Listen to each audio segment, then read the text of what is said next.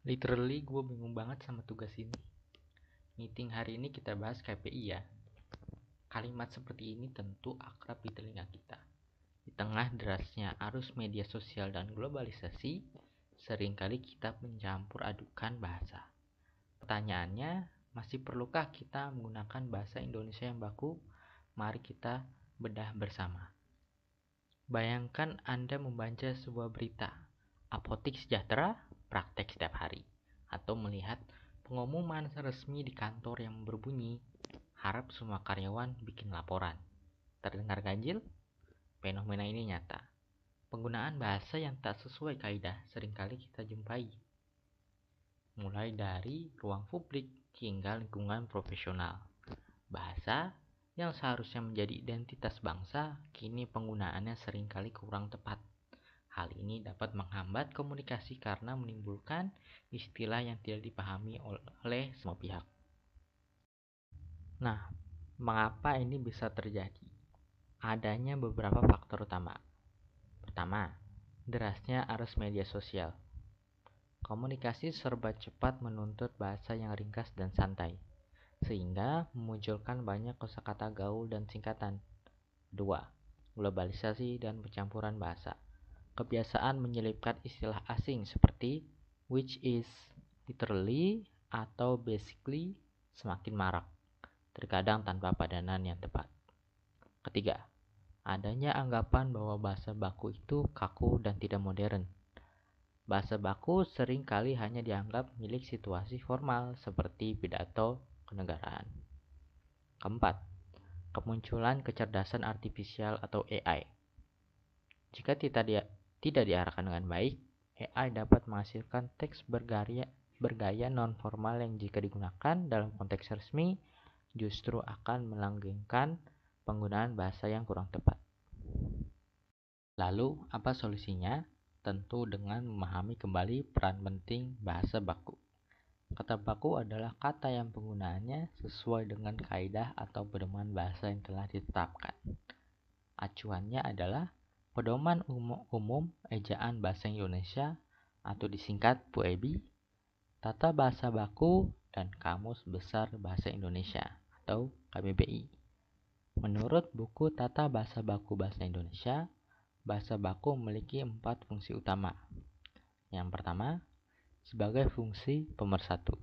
Bahasa baku mempersatukan masyarakat dari berbagai suku dan daerah di Indonesia. Dengan bahasa baku, kita dapat berkomunikasi tanpa hambatan dialek. Kedua, sebagai fungsi pemberi kekasan. Bahasa Indonesia baku menjadi identitas nasional yang membedakan kita dengan bangsa-bangsa lain, termasuk dengan negara penutur bahasa Melayu lainnya. Ketiga, sebagai fungsi pembawa kewibawaan. Seseorang yang mahir berbahasa Indonesia dengan baik dan benar akan memperoleh wibawa atau kehormatan di mata orang lain. Penggunaan bahasa baku menunjukkan tingkat pendidikan dan profesionalisme. Keempat, sebagai fungsi kerangka acuan. Bahasa baku menjadi tolak ukur atau standar bagi benar atau tidaknya pemakaian bahasa seseorang. Ini memberikan kita norma yang jelas dalam berbahasa. Nah, memahami fungsi saja tidak cukup. Mari kita lihat contoh konkretnya. Penggunaan ragam bahasa harus disesuaikan dengan situasinya. Ragam tidak baku cocok untuk percakapan santai, sedangkan ragam baku wajib digunakan dalam situasi resmi. Perhatikan perbedaan kosakata ini. Tidak baku, yaitu bilang, ngasih, bikin, gimana, enggak. Lalu kalau baku, mengatakan, memberikan, membuat, bagaimana, dan tidak. Nah, contoh dalam kalimat surat elektronik atau email tidak baku itu seperti ini. Pak, saya mau ngasih tahu, besok saya nggak bisa bikin janji sama dokter.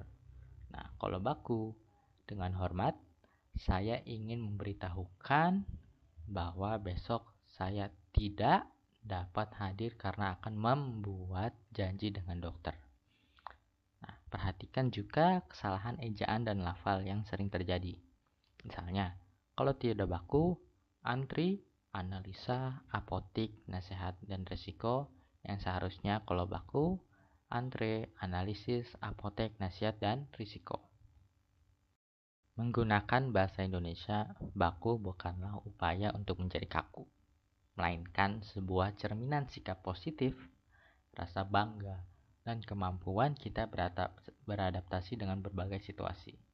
Dengan berbahasa yang baik dan benar, kita tidak hanya menjaga identitas bangsa, tetapi juga menjadi komunikator yang lebih efektif dan berwibawa. Mari junjung bahasa persatuan, bahasa Indonesia. Sekian dari saya, Romano Putra Anugrah. Saya harap informasi ini berguna untuk kalian semua.